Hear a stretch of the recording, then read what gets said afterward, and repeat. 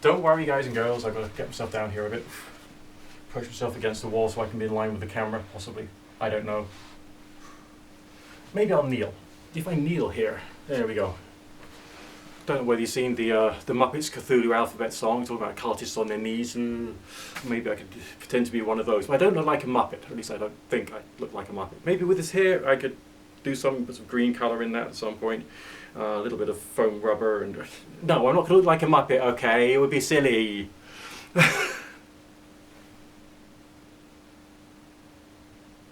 Right, okay. Back onto the traditional normal subjects which I talk about here.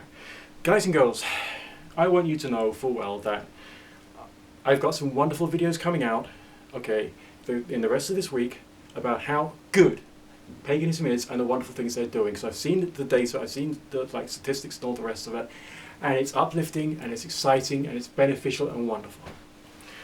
This channel is not about destroying paganism. This channel is not about destroying Wicca. This channel is not about making things worse. It's about making things better. Okay, and in order to make things better, we've got to try and have more clear understanding of language. We do.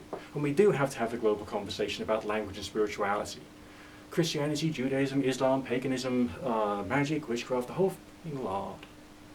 Right? Because you can immerse yourself in these cultures and it can be good for you. Really good. Emotional balance, clarity of thought, sense of community, and it's wonderful. But the thinking which goes on can have some pathogenic traits to it. Now, the phrase "it works" and "magic works" is being used a lot, but with proper analysis, you've got to think to yourself, like, can they really say that? You know? Remember, of course, that the people who say magic works are people who say magic works about anything. They're the same people who are going to say that you can't drink soy milk anymore. No soy milk, because it destroys your ability to cast spells, apparently.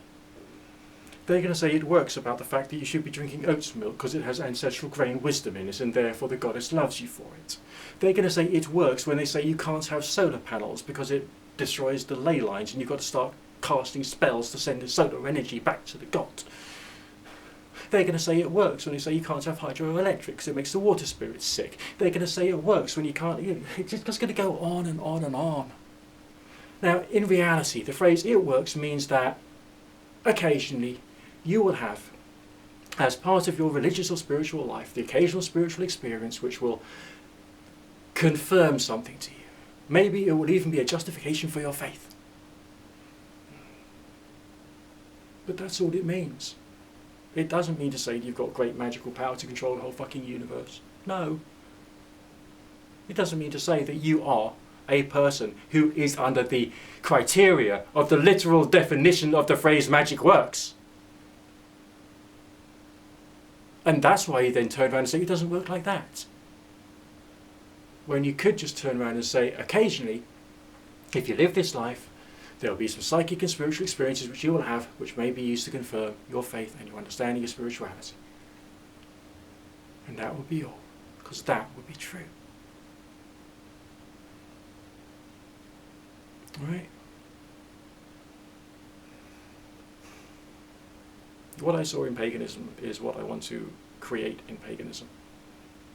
The culture of people who are, you know, quite advanced. Intellectually, morally, spiritually, and capable of actually intellectually studying the energy field and magic and divination and all the rest of that to try and find out how the universe operates. And then from that we can then have expanses in terms of like human wellness, human self-understanding, and human communication.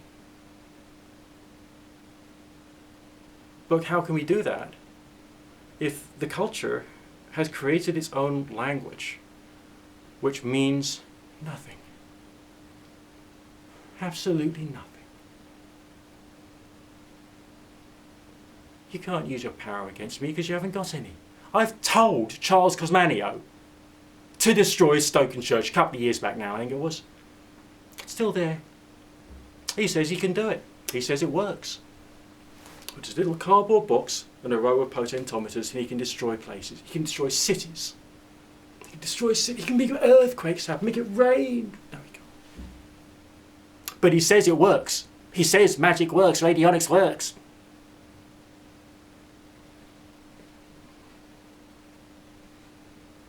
This is wrong. This is wrong.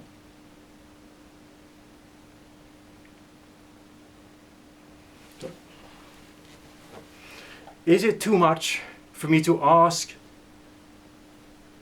that when people are communicating in spiritual or religious language, that they tell the truth?